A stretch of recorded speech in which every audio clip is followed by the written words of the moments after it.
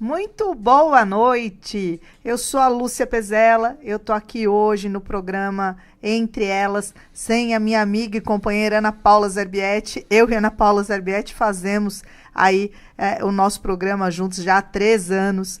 E no nosso programa a gente sempre traz assuntos assim relevantes para a comunidade, né? Então nós já falamos de saúde, falamos muito de empreendedorismo, falamos de eventos, trazemos muito, falamos de desenvolvimento social, falamos de desenvolvimento econômico, falamos de cultura, enfim, a gente procura trazer aí assuntos diferentes que as pessoas possam aí pensar, refletir, se manter informada. Minha querida Ana Paula Zerbietti está se preparando para uma cirurgia, né? Vai ficar aí um mesinho de molho e aí eu tenho a responsabilidade de levar o programa não sozinha, né? Com os nossos convidados. E hoje eu tenho um convidado que é uma pessoa muito querida, muito especial, uma pessoa muito competente, que é o professor Paulo Quintairos. E o Paulo é coordenador de projetos da Inova, lá do Centro Paula Souza, além de ser professor universitário aqui na Unital. Paulo, obrigadíssimo, viu, de ter aceitado o nosso convite, né? Seja muito bem-vindo. Obrigado, Lúcia. Sempre um prazer estar no seu programa. Uma pena que a Ana Paula não está também e sempre que convidar, eu venho. Ô Paulo, eu quis trazer você aqui pelo seguinte, né? Toda a sua experiência aí coordenando os projetos do Centro Paula Souza, e às vezes poucas pessoas sabem o que é o Centro Paula Souza. O Centro Paula Souza é a mantenedora que coordena, né, que cuida de todas as FATECs e ETECs do estado de São Paulo. Então, dos cursos de nível técnico ensino médio nas ETECs, que também tem o ensino médio integrado, e os técnicos de nível superior, tecnólogos, né? Em todo o estado de São Paulo. Nós temos aproximadamente 300 unidades espalhadas aí por todo o estado. Esse é um projeto do estado de São Paulo, que é um projeto antigo, né? Sim, já tem bastante tempo. Temos 55 anos de existência. São 55 anos. Aqui está instalado aonde? Aqui no Vale do Paraíba, nós temos em praticamente todas as cidades, né? Nós temos ETEC e FATEC em Cruzeiro, em Guaratinguetá, temos em Pindamonhangaba, temos ETEC e FATEC também, Caçapava tem só ETEC, Taubaté, ETEC e FATEC, Taubaté, ETEC e FATEC, São José dos Campos também e Jacareí também. Nós temos mais de 9 unidades aqui na região. O ensino técnico, ele substitui o ensino médio agora, né? Antes era colégio, agora é médio? Ensino médio, na verdade não, né? Existem 2 maneiras de fazer o ensino técnico associado ao nível médio. Uma é o técnico integrado, onde o aluno faz as 2 coisas simultaneamente, e outra é quando ele faz à parte, mas ele tem que fazer o ensino médio. Aquele médio profissionalizante não existe mais. Não. Não é porque antigamente tinha um técnico que servia como ensino médio. Esse não existe mais. Não existe mais. Existe o ensino médio regular e algumas instituições como as ETECs oferecem o técnico integrado, que ele faz paralelamente. E ele pode fazer o ensino médio e depois só o técnico? Pode também. E quantos anos é um curso de técnico? Depende da carga horária, né? Do tipo, mas 2 anos, 3, nível superior de 2 a 3 anos. Então, aí tem o técnico. Técnico de nível superior, que é o Brasil existe muita desinformação sobre isso, né? O nível superior brasileiro, né? Muita gente fala de nível universitário, ele tem os cursos de bacharelado, que são os mais antigos, né? Por exemplo, engenharia é um curso de bacharelado, medicina é um bacharelado. Direito é bacharelado. Existem os cursos de licenciatura, que são aqueles voltados para a formação de professores do nível médio e o nível fundamental. E existem os técnicos de nível superior, os tecnólogos, que são cursos mais focados em uma área específica do mercado de trabalho e que tem uma duração menor, né? Por exemplo, os cursos de engenharia têm 5 anos de duração. Os tecnólogos na área de engenharia têm 3 anos, em geral. Como que é? Se a pessoa ela faz um tecnólogo, depois ela pode fazer um MBA ou não? Ela tem que fazer a faculdade normal? Sim, pode fazer. Mestrado, doutorado. É um curso superior como qualquer É um outro. curso superior. É um curso superior. De duração menor. De duração menor e, dependendo da área, com uma especificidade um pouco maior, né? Por exemplo, você tem aqui na região o tecnólogo em análise e desenvolvimento de sistemas, temos o curso de manutenção industrial. Então, são CREAs um pouco mais restritos, sim, mas eles têm CREA, eles são profissionais de nível superior. Poxa, isso é uma coisa que não... Pouca gente sabe, Pouca gente sabe, né? Muita gente acha que é técnico. Não, nós temos ex-alunos que fizeram tecnólogo e depois fizeram mestrado e doutorado. Curso aqui no Vale, a gente tem quais cursos profissionalizantes no ensino superior, vamos falar superior? assim? Nossa, eu não vou lembrar de todos, mas alguns interessantes. Temos soldagem, manutenção industrial, gestão de negócios e inovação, análise e desenvolvimento de sistemas, recursos humanos, tem também na área mais, né, de humanas. Em São José dos Campos tem manutenção aditiva, tem a parte de aeronáutica também. Em Jacareí nós temos os cursos voltados mais para a área de geoprocessamento e também do agronegócio. Olha, de agronegócio também? Sim, temos uma variedade grande.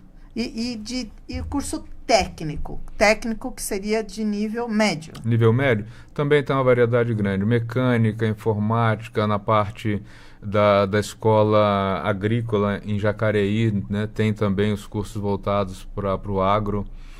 Também tem uma variedade bem grande. Esses cursos técnicos, o menino pode entrar a partir de quantos anos? Quando ele vai para o ensino médio. Ele começou lá o primeiro do ensino médio. E ele já pode começar. E temos uma modalidade também que está começando a ser implementada, quer dizer, começando a ser implementada não, já está implementada, mas está em ampliação, que é quando o estudante faz um curso técnico médio e quer fazer algo semelhante no superior. Em alguns cursos ele entra e daí quando ele sai da ETEC e vai para a FATEC, ele faz o curso em menos tempo. Ao invés de 3 anos, ele pode fazer em 2 anos. Ele ainda elimina a matéria. Elimina a matéria porque ele segue no mesmo tipo de curso. E as ETECs e FATECs, ETEC é do ensino médio e FATEC do ensino superior, são totalmente gratuitas. Totalmente gratuitas. Aqui em Taubaté, tá onde? Aqui em Taubaté fica ali perto da rodoviária nova, a FATEC, e a ETEC também, fica ali bem na entrada ali da cidade. São quantas vagas disponíveis aqui para ETECs e FATECs? Total não vale muita coisa. Não, aqui em Taubaté. Aqui em Taubaté são, se não me falha a memória, 200 vagas por semestre que abre. Das ETECs eu não sei, mas algo semelhante. Semestral ainda por cima? Semestral. Tem que fazer prova? Tem um vestibular para o ensino superior, um vestibulinho, mas, assim, a gente tem tido um número de vagas muito confortável para quem quer tentar. O curso é 100% presencial? Depende do curso. Nós temos modalidade à distância também. Especialmente o curso de gestão, temos um que é totalmente à distância. E, claro, uma parte dos cursos pode ser ministrados à distância também, né? Dentro daquele limite aí de 20% que normalmente é usado. Pô, que bacana. Nós demos, assim, uma ideia geral do que é o curso em si, né? Das oportunidades para a pessoa que quiser cursar, quiser se especializar, ela tem. Eu queria saber o seguinte, como é que está o mercado de trabalho, tanto para o técnico quanto para o tecnólogo aí? Tem procura? Olha, depende um pouco da área. Né? A gente hoje está vivendo um momento em que o emprego industrial caiu bastante aqui na nossa região, mas, sim, eles têm uma inserção de mercado, até porque é um curso mais rápido, né? Eles vão mais rápido para o mercado de trabalho. E os cursos voltados para a área de informática são aqueles que estão tendo maior empregabilidade, né?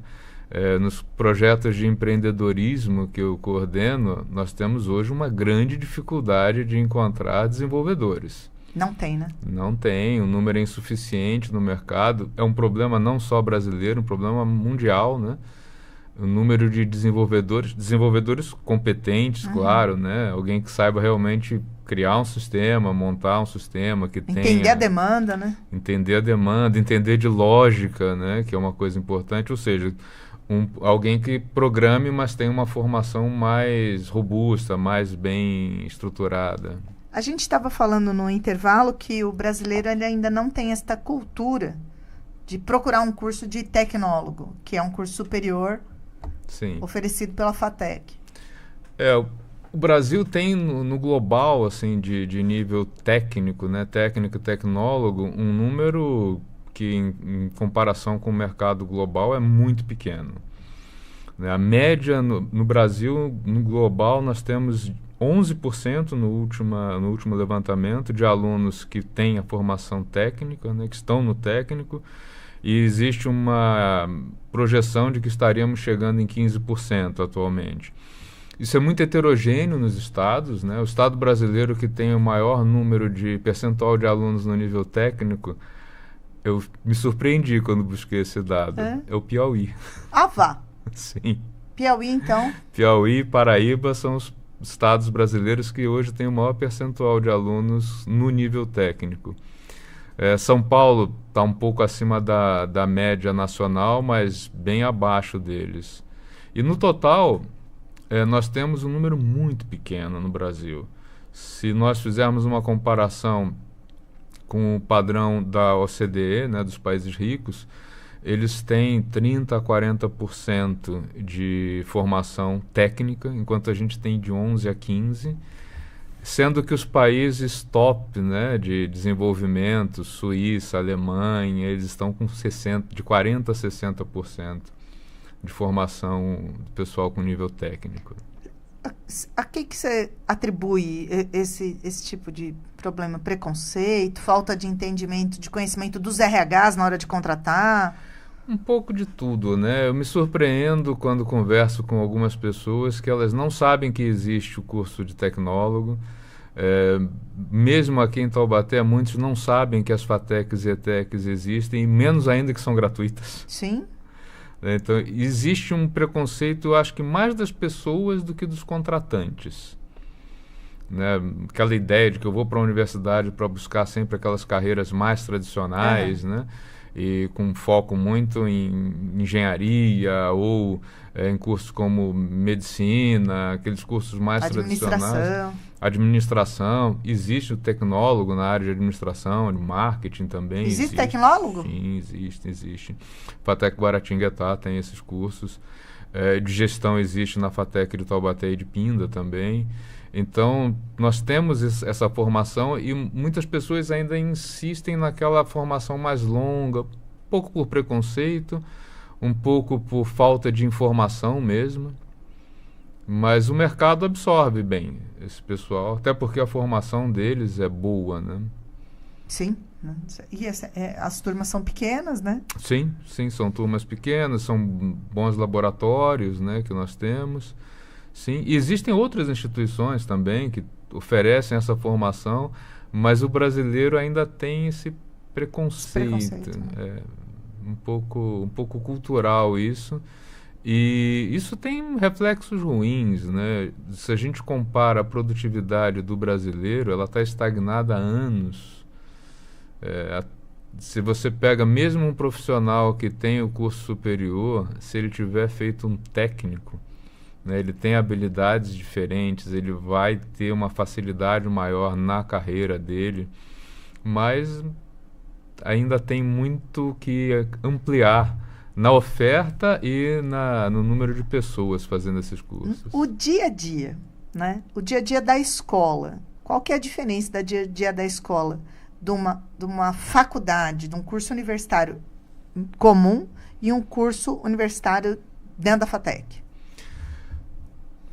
É mais intenso, porque é mais curto. Mas é bem parecido e a gente acaba tendo um foco maior, especialmente na área de exatas, na parte prática. Muito laboratório. Muita atividade prática, porque é um profissional que tem que saber ir para a linha de frente. Vamos lá. A gente tem ali um curso de formação de engenharia mecânica e a gente tem um curso de formação de tecnólogo em mecânica. Você sabe dizer qual que é a diferença? A grande diferença é a parte de gestão. Ah, O engenheiro, ele tem uma formação também para ser o gestor do projeto e o tecnólogo tem uma formação mais restrita com relação a isso, a operacional. operacional. Projeto, Ele pode até gerenciar um projeto, mas a formação dele é reduzida nisso. Porém, a parte prática de como desenvolver realmente um projeto, eles têm uma vivência muito grande. O número de horas deles em laboratórios, a facilidade que eles vão ter em trabalhar realmente na parte operacional, eu diria que é maior até que a do engenheiro. você é professor nas duas escolas, né? Tanto na escola de técnico quanto numa escola normal. Você percebe a diferença de perfil de estudante? Sim, na verdade hoje eu estou trabalhando só na coordenação de projetos de inovação, né? E a gente tem muitos projetos, tanto do nível médio quanto do nível superior. Sim, tem uma diferença muito grande, eles são mais empolgados, eles têm muita vontade de fazer coisas diferentes, mas sempre esbarram nos problemas da geração atual que a gente conhece bem, né? Eles são pouco resilientes. São a geração atual que está no ensino médio, eles tendem a desistir com mais facilidade quando encontram algumas dificuldades. Já no curso superior, não. Mas, por outro lado, eles são mais criativos. Entendi. Eles propõem coisas, e às vezes dosar essa criatividade deles é até um pouco difícil, né? Porque eles querem fazer coisas muito diferentes e você tem que dizer, calma, você precisa estudar um pouco mais. Não é uma coisa tão fácil assim de fazer. E o professor também muda de cadeira, né? O professor no curso de tecnólogo, ele tem que ser menos teórico. Sim, tem que levar realmente para a prática, né? Eu, quando estou na sala de aula dos cursos de física, que eles têm essa formação básica em física, eu levo eles para o laboratório. Dou minhas aulas no laboratório. Mesmo as aulas teóricas, elas são dadas em laboratório para mostrar casos práticos, para mostrar como é que as estruturas podem ser tiradas da lousa e levadas realmente para o mundo real. Poxa, que bacana, que bacana. Menina tem bastante fazendo ou mais meninos? Olha, a área de exatas no Brasil teve um aumento considerável do percentual de mulheres, né? Na época que eu estudei, que já faz bastante tempo, era praticamente, sei lá, acho que nem 10%. Hoje em dia, dependendo do curso, chegam aí a 50% de mulheres. 50%? Em alguns cursos, sim. O RH mais menina que menino. RH mais meninos, sempre um pouco. Sempre, né? Manutenção industrial, por exemplo, é um curso majoritariamente masculino. Já outros, como engenharia civil, por exemplo, tem um percentual alto de mulheres. Tem engenharia civil? Não, na engenharia civil nem em outra instituição. Na escola normal, aqui tá? Me fala uma coisa. As indústrias aqui da região, elas procuram alunos que estão sendo formados como tecnólogos? Sim, eles têm uma boa inserção no mercado de trabalho, né? No início havia algum preconceito, sim, mas os diretores fizeram aí um trabalho de peregrinação pelas indústrias, né? E também o fato de muitos professores serem ativos, né? Ou alguns aposentados, outros ativos dessas indústrias, fez com que tivesse um elo mais forte e permitisse o aumento dessa empregabilidade. Porque o que a gente conhece mais comum são os meninos que se formam no Senai, né? Sim. Que é o mais comum, de você pegar um técnico. Que também tem uma excelente formação, né? O Senai é uma escola bastante antiga, né? Que também forma excelentes profissionais, mas temos também uma inserção boa no mercado. A gente estava aqui falando, você é um coordenador de projetos. O que faz um coordenador de projetos, Paulo? Nós temos uma trilha de empreendedorismo e inovação. Né? A conclusão que nós chegamos é que é muito difícil trazer a inovação para dentro da sala de aula e para os currículos, porque os currículos, eles têm, mesmo as instituições procurando ser mais modernas, a alteração de um currículo é uma coisa que leva tempo, passa por conselhos, tem que ser aprovado, você tem toda uma legislação em torno disso.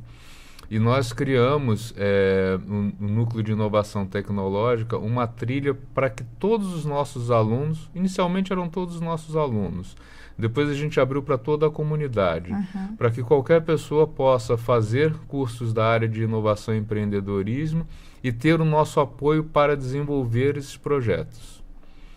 Então, claro que a maioria hoje é de estudantes das ETECs e FATECs, até porque eles ficam sabendo Sim. antes dos outros, né? Mas é aberta a toda a comunidade. Atualmente, nós trabalhamos com... no curso de entrada, que é o curso de formação geral em empreendedorismo e inovação, a gente trabalha com um número enorme, na faixa de 30 mil estudantes por semestre. Sim. Aí depois disso seguem, né, nas 2 fases seguintes, aproximadamente 100 projetos e depois cai para 20 projetos na 3ª fase, porque são aqueles projetos que têm maiores chances de conseguir fomento público, de conseguir ter acesso a recursos para chegar ao mercado. Paulo, a gente, né, sempre que a gente fala de desenvolvimento e empreendedorismo, não tem como a gente não pensar nas startups, né?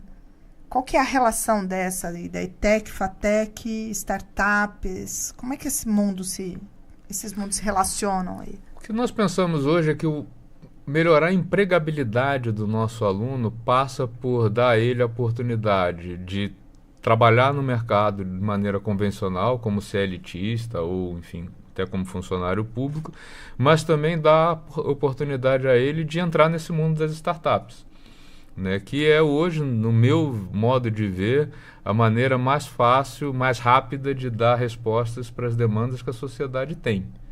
Inclusive, muitas empresas grandes hoje elas usam as startups para resolver os seus problemas, né, porque é mais rápido, mais fácil e certamente mais barato para eles. Então, que o aluno seja capaz de entrar no mercado propondo uma startup, propondo uma solução, é uma coisa que a gente incentiva bastante também.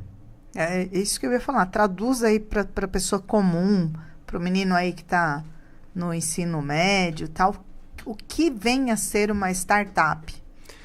Bom, no Brasil existe inclusive a lei das startups, hoje, né, que define o que é uma startup.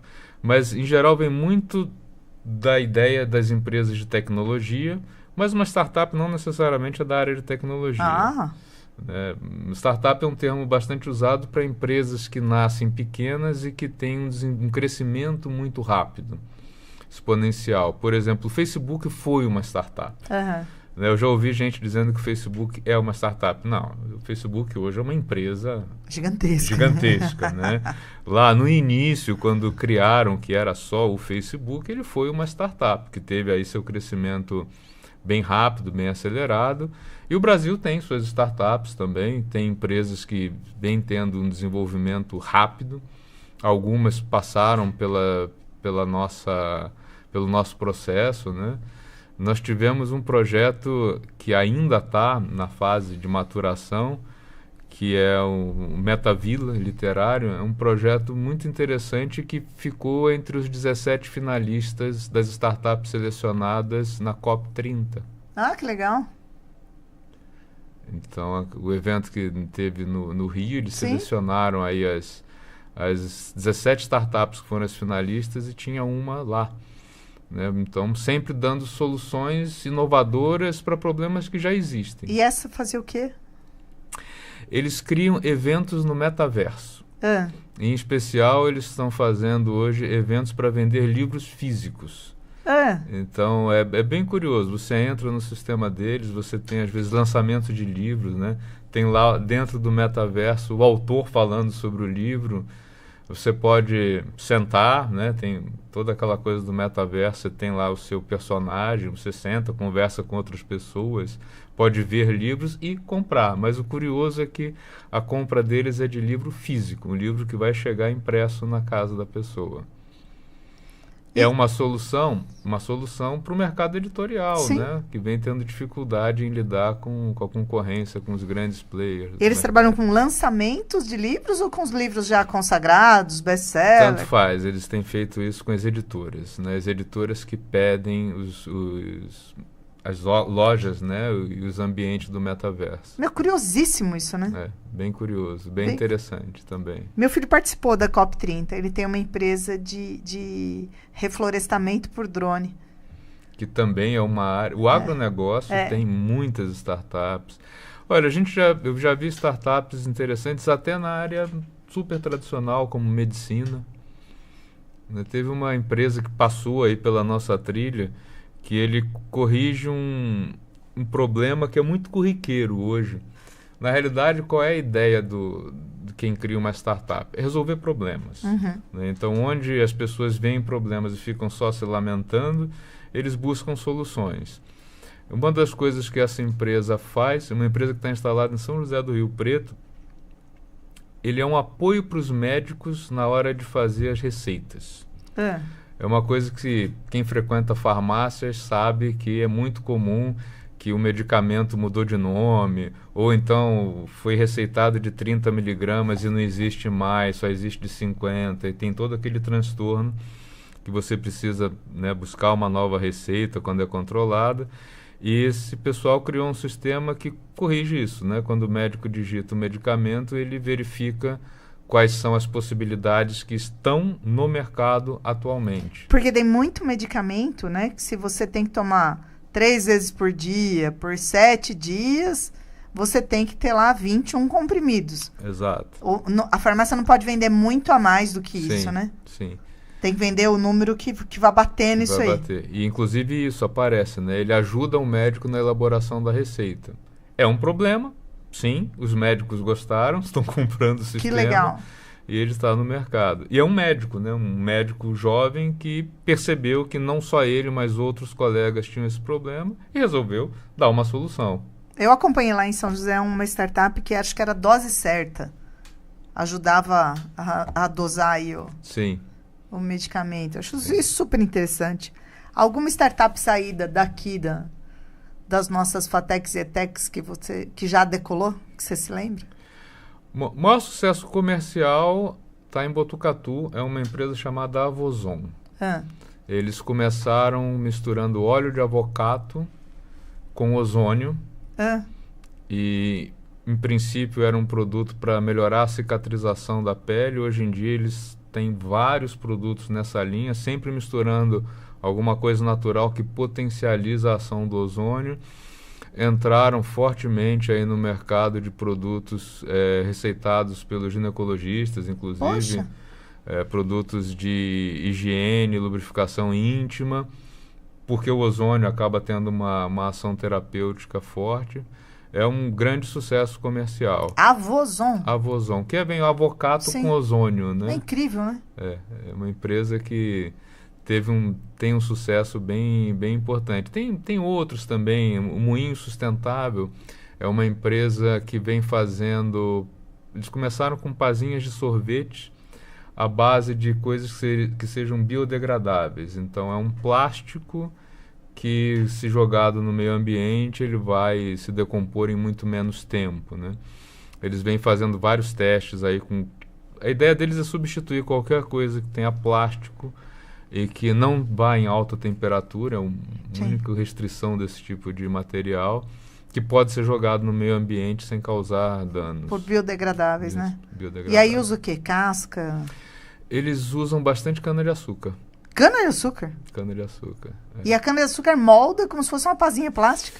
Tem lá todo um processo que eles fazem, algumas misturas. Então, o molde é o mesmo das pás comuns, só o material que é diferente, o processo também. Né, um dos rapazes que fundou essa empresa, eles vêm, né, do mercado, trabalhavam já com plásticos.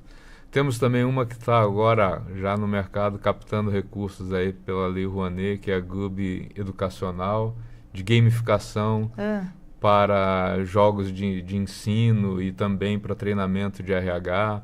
A gente tem Sim, eu fico com medo de falar de um e não falar Esquecer de de outros, né? Aqui de Taubaté nós temos as meninas do iVitrinas, Hum. que estão entrando no mercado. É uma rede de empreendedorismo feminino. Elas perceberam uma coisa, era um grupo de mulheres programadoras, e elas perceberam que mulheres se sentem desconfortáveis em receber prestadores de serviço homens dentro de casa, né? Situação típica que elas pensaram: imagina uma mulher que está sozinha em casa e ela recebe um encanador, por exemplo. Ela pode se sentir desconfortável e ela gostaria que fosse uma encanadora. Então a ideia delas foi criar uma rede de profissionais que oferecem serviços e que sejam mulheres. É uma condição para entrar na rede delas. E aí você vê, né? É uma empresa de tecnologia que não tem nada de tecnologia, né? Porque usa mão de obra essencial, né? Básica. Toda empresa hoje é uma empresa de tecnologia, Né? Não existe mais, eu acho que, nenhuma área em que no final das contas você não caia em ter que ter um aplicativo, um site, um sistema de controle informatizado. A tecnologia hoje ela permeia todos os setores, até qualquer um. Alimentação, você que já atuou aí nos bares, Sim. Né? Aquele garçom com a comandinha na mão, isso acabou, né? Hoje em dia tem todo um sistema que está por trás daquilo. Os consultórios médicos, para fazer um agendamento, você tem todo um sistema informatizado. Que é muito mais rápido, né? Que é muito mais rápido. E mais preciso, né? Tem menos erro. Sim, tem menos erro. Precisa de menos mão de obra também. Ô Paulo, a gente estava falando aí do déficit ainda de mão de obra de programadores, né? Tem muita vaga para programador? Tem. Não só no Brasil, viu? No mundo tem também. Temos, infelizmente não. Eu acho que cada um tem que escolher o seu caminho. Sim. A gente pensa como país, né? Mas tem muitos brasileiros que foram embora e que conseguiram empregos no exterior por ter essa formação de programador e, claro, né, dominar um idioma estrangeiro, que é importantíssimo. Que é mais um desafio, né? Essa questão do idioma. Que é mais um desafio. O idioma da escola normal não supre, né? Ele precisa ter uma fluência, né, um pouco maior, que ele acaba... As escolas tentam suprir isso, mas é difícil, né, encaixar isso dentro do currículo. Mas tem o número de profissionais brasileiros que foram trabalhar em outros países, que é uma experiência importante, é bem grande. E aí o mercado brasileiro ficou aí com essas vagas. Fica ainda mais ocioso. E né? tem sócio? Tem gente procurando sócio que seja programador? Um monte. A gente vive recebendo essa demanda e mandando aí mensagens para os coordenadores dos cursos das FATECs e ETECs que são da área, pedindo gente que queira, né, ser sócio de alguma empresa. Mas mesmo assim não é fácil, porque a demanda é pesada. Porque a gente tem muita gente assim, que é da área da saúde, conhece aí o dia a dia da área de saúde, gostaria de desenvolver um produto tecnológico, mas não sabe fazer a programação. Sim, existe muito. Isso, para um protótipo já é possível, existem alguns sistemas, né, que permitem criar pelo menos um sistema rudimentar sem saber programar. Né? São os chamados no-code e low-code. Né? No-code é aqueles sistemas em que você consegue criar ali até um site, uma coisa assim mais simples, sem saber programar, mas sabendo o que quer fazer. E o low-code você tem que ter alguns conhecimentos, mas muito básicos. Claro que para desenvolver um aplicativo funcional, para colocar no mercado, em geral acaba não sendo suficiente, mas é o que faz com que pelo menos eles consigam desenvolver protótipos, né? Mas não é fácil ter inteligência artificial. É isso que eu ia perguntar. Tem ajudado bastante nesse tipo de processo, né? Quando você usa a IA para desenvolver sistemas, mas não substitui ainda um desenvolvedor bem informado, que saiba tanto lógica quanto programar. Eu fiz uma pesquisinha aqui e segundo os dados do Fórum Econômico Mundial, cerca de 85 milhões de postos de trabalho tradicionais irão desaparecer ainda até agora, em 2025. Mas 97 milhões de novas funções estão sendo criadas, principalmente nas áreas de tecnologia da informação, inteligência artificial, análise de dados, marketing digital, sustentabilidade e economia circular. Sim. O Centro Paula Souza está se preparando para isso faz tempo, né? Sim. Olha, isso é uma coisa relativamente antiga, né? O velho Schumpeter, que já falava na destruição criativa bem antes da inteligência artificial, ele dizia que é natural na evolução do mercado, dinâmica da evolução do mercado, que as tecnologias antigas sejam substituídas, e isso causa, né, a destruição de postos de trabalho e a criação de outros, né? A gente viu isso na Idade Média, né, quando a imprensa acabou com os copistas e o datilógrafo desapareceu do mercado, né? A IA vem num movimento muito forte disso, né? Quando a gente olha hoje os agentes de IA que estão sendo desenvolvidos, eles têm um custo relativamente alto, mas quando você pensa que ele substitui um funcionário, ele é muito barato. Uhum. E a gente tem já agentes de IA que tomam decisões. Então, assim, mesmo o tomador de decisão, que é coisas básicas, muito elementares, ele começa a ser substituído, sim, pela IA. Porém, criar esses agentes, né, fazer as conexões desses agentes com o mundo real, né? Existem alguns futurólogos, que nem num futuro tão distante assim, que já treinam IAs para fazer coisas como fazer suas compras. Olha! Né? Ele detecta que se você tem uma periodicidade em comprar alguns produtos e ele percebe essa periodicidade, ele pode entrar num sistema remoto, online, e fazer as suas compras, né? Comprar e chegar na sua casa. Claro que ele vai ter acesso às suas contas. Sim. E tal. É uma coisa que ainda muitas pessoas têm medo, né? Mas é o futuro. Eu faço muita compra. Todas as minhas compras do bar eu faço nos mesmos fornecedores sempre, né? E é muito comum eu abrir meu aplicativo da Ambev, por exemplo, né? E tá lá, sugestão de compra. E vem, às vezes, até a quantidade, assim, pela média do que eu costumo Isso vai ser comprar. Cada vez mais comum. Você poderá, em pouco tempo, ter um agente de IA que ele vai fazer as suas compras. Existem alguns testes já, mas aí são aparelhos que ainda não são tão comuns nas nossas residências, né? Mas pense, por exemplo, numa geladeira que tem acesso à internet, que isso existe, ela pode detectar que está faltando um produto na sua casa e disparar o pedido de compra. Você sabe que antes da pandemia, né?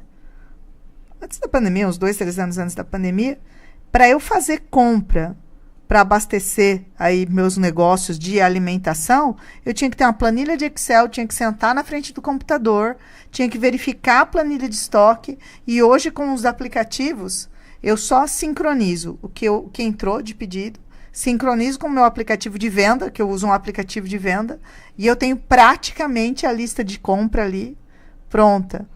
A expectativa é que no futuro você não precise fazer nem isso. Você sabe que tem, pra gente que é da área de bares e restaurantes, tem um serviço que ele faz cotação. Você cadastra lá X fornecedores, ele entra direto no sistema do fornecedor e ele faz ali onde é melhor você fazer sua compra. Você joga lá, eu preciso de ovo, preciso de pano de chão, preciso de desinfetante, preciso de óleo, preciso de carne, e ele sai fazendo a... Sim.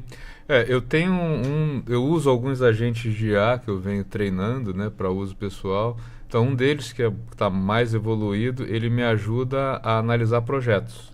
Então, hoje, quando os meus orientados me mandam os projetos, eu passo por esse agente, que ele segue parâmetros que eu determinei, de qualidade, etc. E ele já me dá um relatório. Olha, o projeto é fraco em tais e tais itens, os pontos fortes deles são tais e tais. E ainda está engatinhando, mas eu estou treinando ele para me dizer dado aquele projeto, quais são as melhores fontes de recurso para ele, se é BNDES, se é FINEP, se é FATEC, se é FAPESP. Mas isso é incrível, né? Sim, toma uma economia de tempo monstruosa, né? Uhum. Alguma coisa que você demoraria facilmente aí 2, 3 horas para fazer, você consegue que ele faça em 10 minutos. Essa orientação você dá pela FATEC, pelo Centro Paula Souza? Sim. Eu uso esses agentes de IA para me ajudar na correção dos projetos, né? Correção, enfim, na evolução dos projetos. Porque os meninos, enquanto estão se formando aí no curso de tecnólogo, eles já têm projetos. Alguns têm projetos bem interessantes, viu?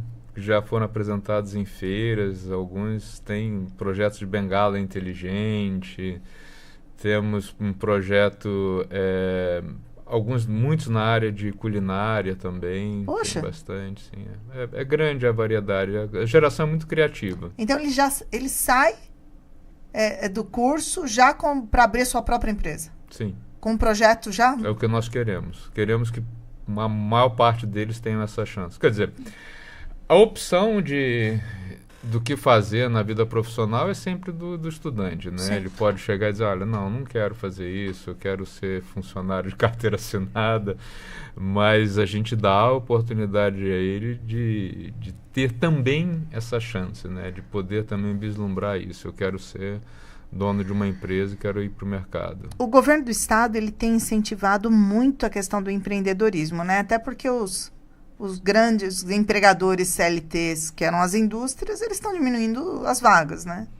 Estão diminuindo as vagas e muitos deles estão buscando startups para resolver os seus problemas. Terceiros, né? Terceiros. É muito mais interessante para eles ter um grupo, né? Uma startup que vá focar em resolver um problema que eles têm e daí eles podem comprar essa solução ou comprar o serviço deles do que desenvolver isso internamente. Tem algumas empresas que têm bastante contato com a gente, elas fazem isso continuamente. Algumas, inclusive, tem uma grande fabricante do setor de bebidas que eles têm um laboratório de inovação, né, onde eles abrigam startups para resolver os problemas de linha de produção deles. Então, dentro da fábrica, tem laboratório para o terceiro. Porto de Santos, né? Eu participei, acho que há 2 anos atrás, do Inova Porto. Né? Tem várias startups, especialmente as spin-offs. Spin-offs são as startups que vêm de universidades, elas acabam tendo esse nome. Várias spin-offs que estão fornecendo soluções para o Porto de Santos. Porque o Porto está com uma demanda grande e o Porto continua sendo o mesmo Porto, né? Continua sendo o mesmo Porto e ele precisa otimizar, né? Tinha uma startup resolvendo o problema deles da fila e da distribuição de cereais, por exemplo, né? Um projeto bem complicado, porque vincula a previsão do tempo. Uhum. Né? Eu também não sabia, os cereais são sempre embarcados em área aberta. Ah, não sabia. Até hoje, nenhuma tentativa de fazer isso em área coberta funcionou. Então, existe uma startup que forneceu uma solução para eles que faz uma ligação com a previsão do tempo e os caminhões só podem sair para ir para o porto quando eles têm o aval desse aplicativo dizendo que sim, pode vir porque não vai chover. Não vai chover. Puta, impressionante. E assim, Santos chove pra caramba, né? Exatamente. Santos, e é úmido demais, né? É úmido e aí o caminhão que chega num dia de chuva, ele fica na fila, né? Então aquela fila que muitas vezes era noticiada, reduziu muito, praticamente foi resolvido por uma startup. Aqui em Taubaté, a gente tem o HIT aí, que é o nosso núcleo aí de inovação, né? Sim. Onde se reúnem empresas com esta vocação, né? Qual que é a importância, você acha, da pessoa se manter num ambiente em contato com mais empresários? Importantíssimo. Né? Tanto a gente oferece no Centro Paula Souza um ambiente virtual. Também, né? Onde eles mantêm esse contato. Mas, em alguns casos, o ambiente físico é necessário, especialmente quando o projeto carece de um espaço físico. Uhum. Né? Aqui na região nós temos o HIT, temos o Parque de São José dos Campos, que tem lá o Nexus, né, que é a incubadora deles. são ambientes muito interessantes para desenvolvimento desses projetos. O RIT vem aí numa trajetória de muitas dificuldades, né, mudanças de gestão. Eu espero que essa mudança que está sendo feita agora dê uma aprumada, né, mas tem lá o trabalho de uma equipe de pessoas que são muito empenhadas, né, em dar essas soluções. Eu acho até que o espaço do RIT é um pouco pequeno, né? Pequeno, né? Pequeno, é. O Taubaté é um município com tantas demandas, né? E isso acaba fazendo com que muitos das startups aqui migrem para São José dos Campos pelo espaço. Mas mesmo o Nexus, né, que é a incubadora lá de São José dos Campos, ela hoje já está com problema de espaço. O Nexus, né? Sim. E teve várias ampliações, né? Sim, e vão tendo mais uma, mas eles já têm problema de espaço. Hoje, as startups que entram no Nexus, se elas precisarem de espaço físico... Não tem mais. Tem 1 ou 2 salas vagando aí por semestre, às vezes nenhuma, porque tem muitas boas ideias surgindo e a gente precisa de mais ambiente de inovação aqui no Vale, né? Para substituir, né, as nossas vagas de emprego que foram perdidas aí com a questão da indústria, né? Sim. Eu estava na minha pesquisa aqui, eu levantei que no primeiro semestre de 2025, o Vale do Paraíba registrou 7.539 empresas abertas. Cresceu 21,8% em relação a 24%. E que o estado de São Paulo concentra 39,6% dos trabalhadores na área de tecnologia do país. São cerca de 286 mil profissionais. E mesmo assim, está faltando. Está faltando. Existem alguns polos no estado de São Paulo, né? São José dos Campos é um deles. São José do Rio Preto é outro polo importante também na área de tecnologia. Claro que São Paulo é, né, o maior dos polos tecnológicos, mas a gente tem também Santa Catarina com uma evolução grande, né? Tem muitas startups, aí o sul do Brasil vem crescendo bastante também, e Minas Gerais. Minas Gerais, né? Minas Gerais, nos últimos anos, vem abrindo muitas portas para startups, não só do agronegócio, mas também da indústria.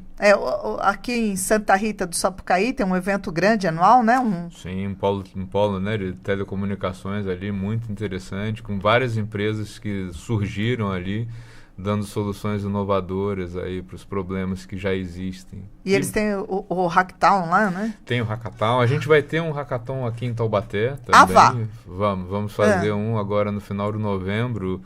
O Marcos Alan, que é o agente de inovação atual aqui da regional, ele está organizando com o pessoal do RIT, vai ser no RIT, né? E aí sempre a ideia é fazer com que os jovens pensem sobre soluções para os problemas da cidade. No caso, como é que funciona, vai? Por exemplo, Taubaté tem um problema sério, né? O comércio do centro de Taubaté... Sim, que está fechando as portas. Né, fechando as portas. E aí a ideia é reunir os estudantes para que eles deem soluções para isso, né? Como tornar esse centro, né, antigo de lojas físicas atraentes para que as pessoas comprem, voltem a comprar lá, né? Então, ou voltem a circular, né, de uma maneira geral. Voltem a circular. O que é melhor, né? Inserir essas lojas no mundo digital ou levar serviços para lá? Vamos ouvir os jovens taubatianos dizendo o que eles gostariam de ver neste centro para que eles voltem a frequentar. Então esse vai ser o desafio. Esse vai ser o desafio. Estou dando spoiler aqui. Já está dando um spoiler mesmo. E vai ser novembro? Vai ser final de novembro. Última semana de novembro. E quem tiver interesse aí de saber mais, de se inscrever... Procurar o site e as redes sociais do RIT e do Centro Paula Souza que a gente vai divulgar. Puxa, que legal. E para terminar, né, aqui,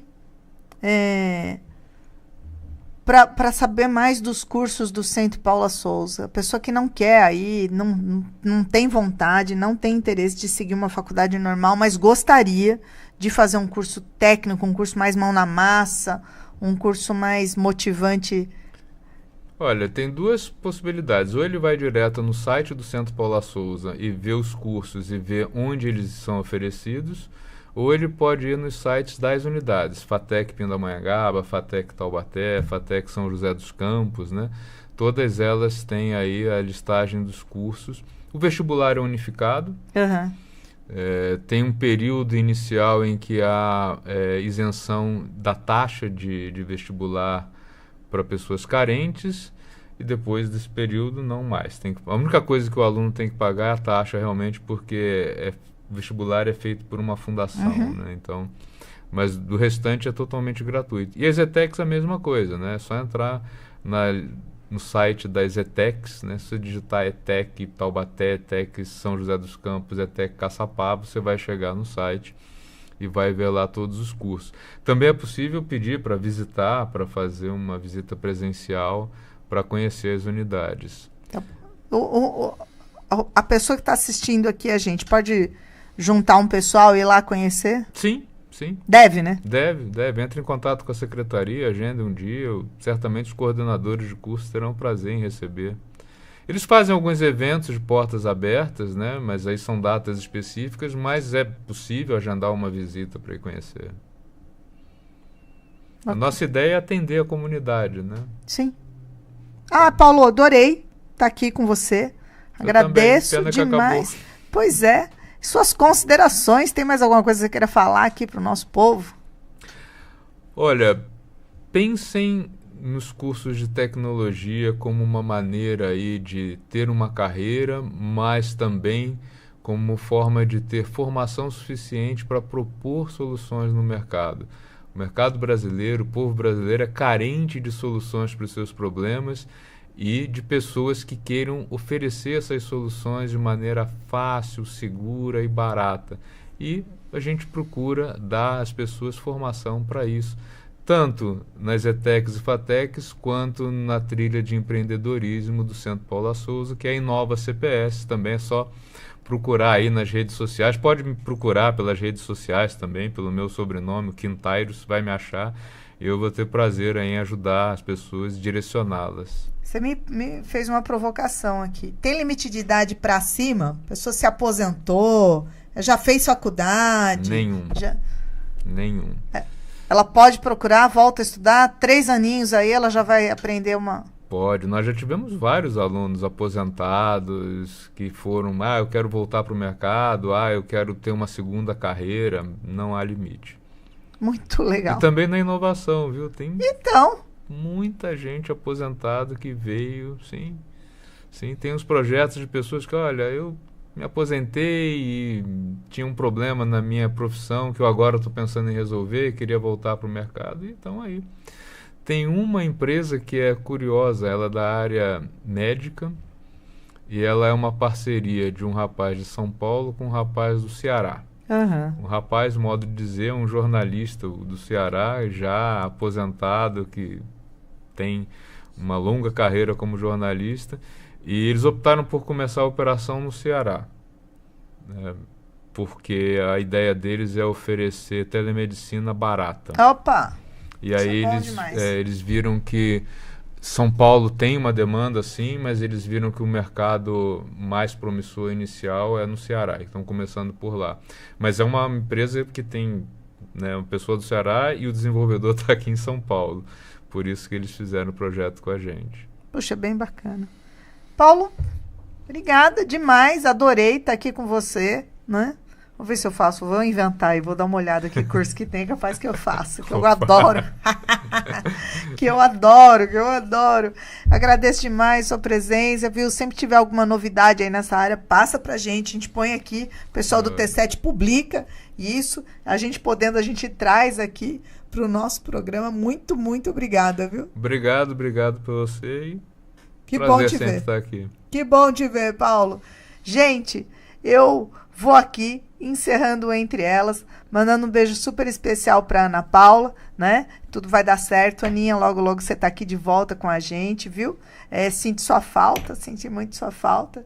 E a gente volta terça-feira que vem, se assim Deus Pai nos permitir. Obrigada, boa noite, beijo. Beijo, Amê.